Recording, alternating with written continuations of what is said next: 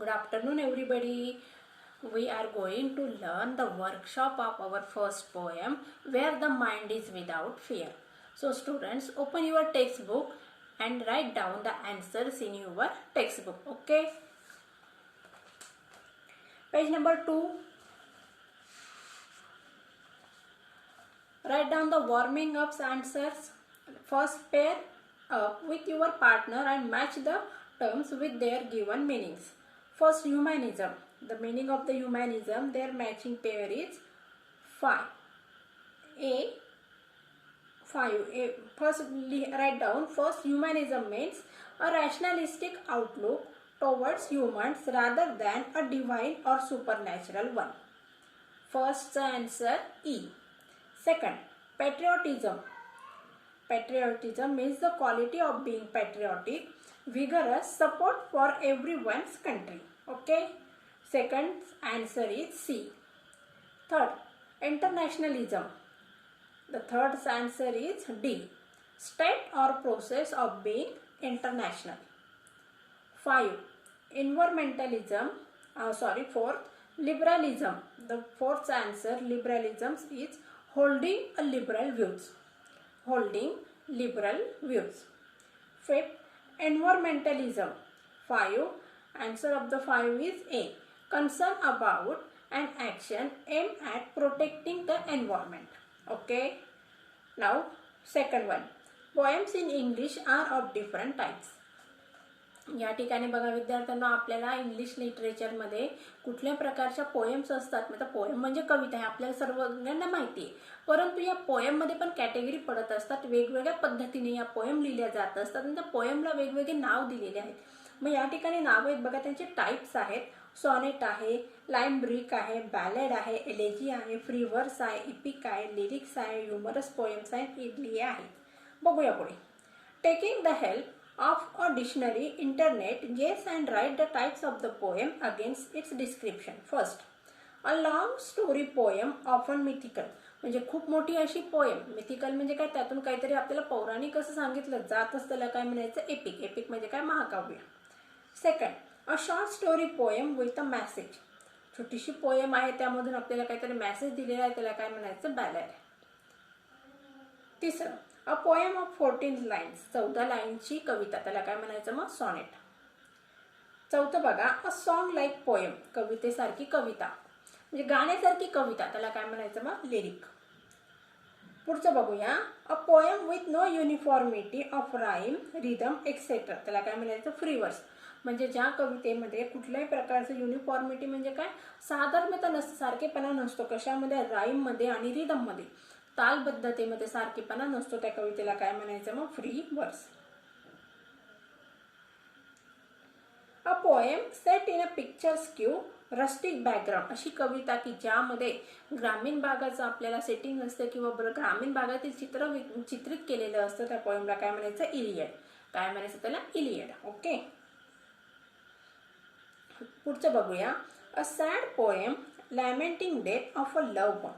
दुःखद अशी कविता की ज्याच्यामध्ये एखाद्या व्यक्तीचं, प्रेमळ म्हणजे ज्याच्यावर आपण जीवापार प्रेम करतो, अशा व्यक्तीचं दुःख झालेलं आहे, मृत्यू झालेला आहे, अशी दुःखदपर कविता, त्याला काय म्हणायचं मग, elegy. Okay. A 5 line short funny poem with rhyme scheme AABBA. त्याला काय म्हणायचं, लाईम रिक. म्हणजे 5 लाईनची पोएम आहे, शॉर्ट अशी कविता आहे आणि त्याची राईम स्कीम काय असते मग, AABB आणि A. त्याला म्हणायचं लाईम रिक. शेवटचं बघा, a poem written just to create humour. विनोद निर्माण करण्यासाठी केलेली कविता, त्याला काय म्हणायचं, ह्युमरस पोएम. चला सगळ्यांनी पेज नंबर 4 काढा. पहिला प्रश्न आहे बघा त्यातला, in your notebook write down the lines from the poem as a proof for the following. पहिलं बघा, ए. टागोर विशेष for a nation where the people are truthful. हे कुठल्या लाईनशी रिलेटेड आहे मग, लाईन नंबर 5. बी बघूया, the poet would like everyone to work hard to reach their goal and in the long run to reach perfection. Line number 6. The poet wishes 3 म्हणजे C. The poet wishes that everyone in his country holds his head high in dignity. Line number 1. पुढचं बघूया, D. The poet dreams of a nation where knowledge should be free to all. Line number 2. The poem is a prayer. Last line. Second बघूया. Read the columns carefully and match the expressions with their meaning. पहिल्या column मधलं वाचते मी, त्याचे उत्तर तुम्हाला सांगणार आहे. The head is held high, त्याचे आन्सर आहे C. A person with the self respect and proof of possessing it. पहिल्याचा आन्सर काय आहे? सी. लिहून घ्या पटकन. पहिल्याचा आन्सर सी.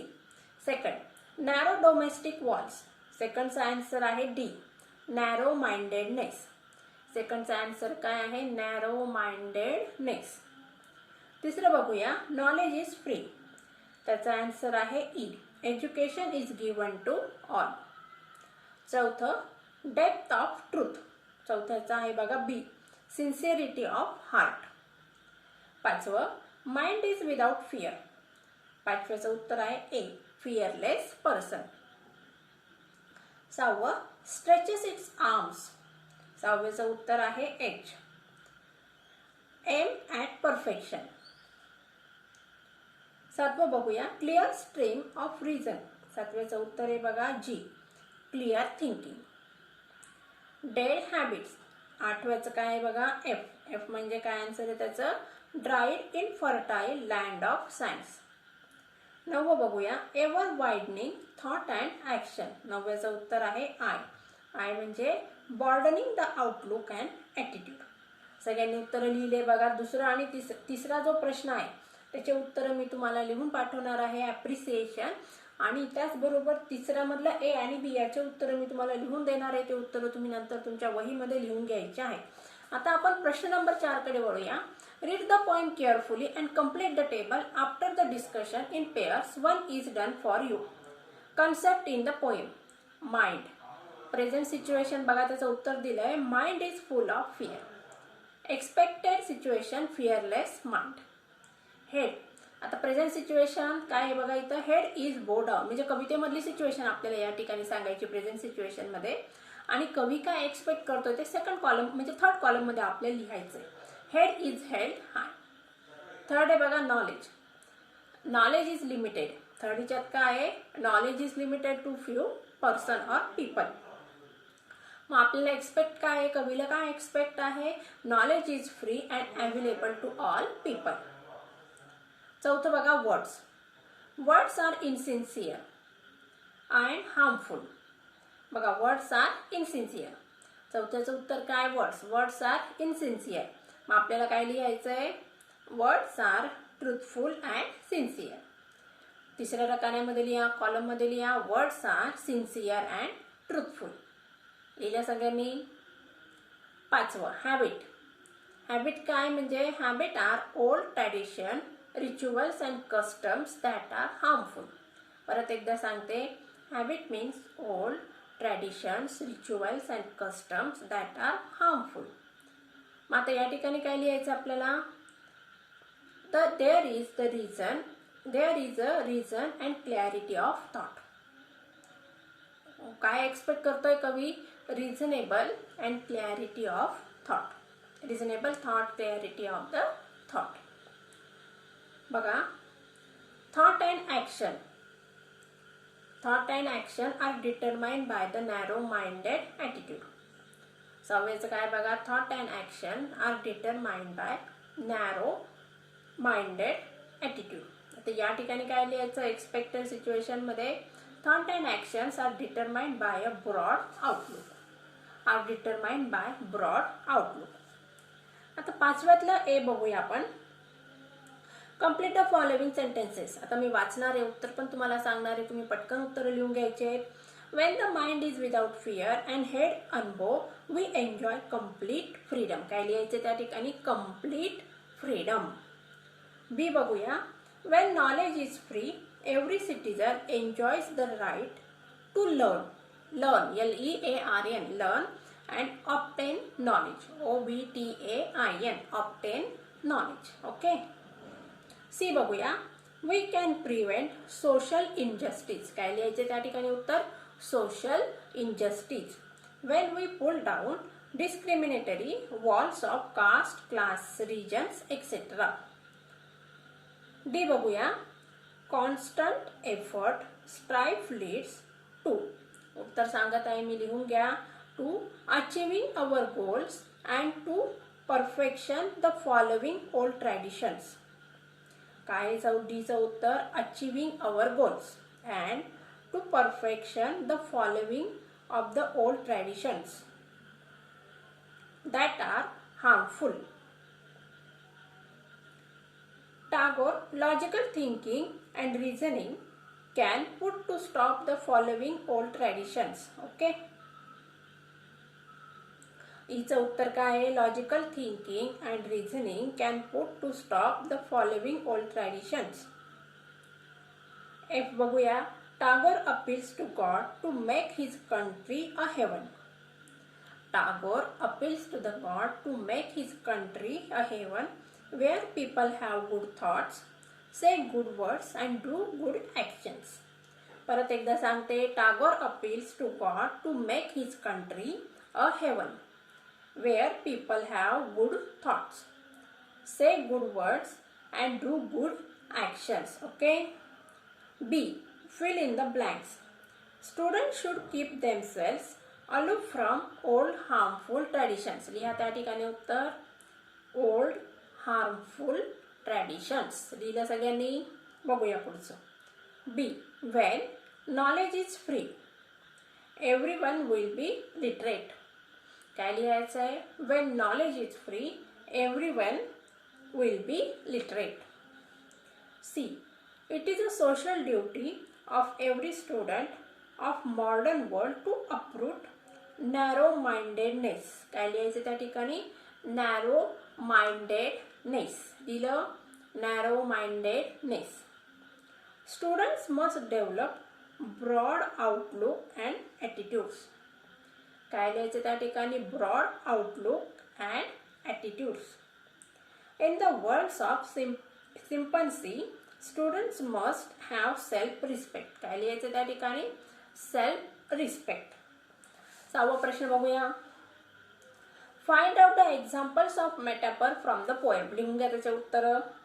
पहिली लाईन आहे बघा, त्यातली मी सांगते. Clear streams of reason. काय त्याचं उत्तर? पोएमची लाईन कोणती आहे? Clear streams of reason. मग त्या ठिकाणी काय लिहायचं? Here reason has been compare to a clear stream. लिहा त्या ठिकाणी. Reason has been compare to the clear stream. Second example सांगते. लिहा. Dreary desert of dead habit. Dreary desert of dead habits. मग त्या ठिकाणी लिहायचं आपल्याला. Old habits have been compare to dreary dessert. उत्तर काय लिहायचं आहे? Old habits have been compare to dreary desert. सगळ्यांनी लिहिलं का? बघा विद्यार्थ्यांनो, पुढचा प्रश्न आहे 8वा. Read the poem. Write an appreciation of the poem in about 12 to 15 sentences with the help of the following points. बघा विद्यार्थ्यांनो, पॅटर्न चेंज झालेला आहे. मागच्या वर्षी आपण नवीन पॅटर्ननुसार ॲप्रिसिएशनचा प्रश्न सॉल्व्ह केलेला होता. हा 5 मार्कांसाठी तुम्हाला विचारला गेलेला प्रश्न असणार आहे. आता बोर्डाच्या प्रश्नपत्रिकेत तुम्हाला फक्त 5 मार्क या प्रश्नांसाठी कॅरी करायचे आहेत. त्या ठिकाणी 5 पॉईंट आहेत. पहिला पॉईंट आहे टायटल, नंतर रायटर और पोएट और ऑथर, हा असं सेकंड पॉईंट आहे. नंतर तिसरा पॉईंट आहे थीम और सेंट्रल आयडिया. पुढचा मुद्दा आहे फिगर ऑफ स्पीच आणि नंतर आहे बघा राईम स्कीम. एवढे 5 पॉईंट तुम्हाला कव्हर करायचे आहेत. आणि विद्यार्थ्यांनो नीट लक्षात ठेवा, इंग्लिश मीडियमचं ॲप्रिसिएशन लिहित असताना आपल्याला पॅरेग्राफ फॉर्मॅटमध्ये ॲप्रिसिएशन लिहायचं आहे. म्हणजे ज्याप्रमाणे आपण एखाद्या प्रश्नाचं उत्तर लिहित असतो पॅसेजच्या स्वरूपात, त्याप्रमाणे आपल्याला हे पॅसेजच्या स्वरूपात उत्तर लिहायचं आहे. आता मी तुम्हाला येणाऱ्या पुढच्या लेक्चरमध्ये तुम्हाला ॲप्रिसिएशनच्या नोट्स आणि हे जे तिसरं प्रश्न नंबर बघा 3 आहे त्यातला ए आणि बी या 2 प्रश्नांची उत्तरे आणि ॲप्रिसिएशनच्या नोट्स फॉरवर्ड करणार आहे. त्या तुम्ही लिहून घ्यायच्या आहे. मला वाटतं तुम्हाला सगळ्यांना पोएम व्यवस्थित समजली असेल. तो आता सगळ्यांनी take care and good bye.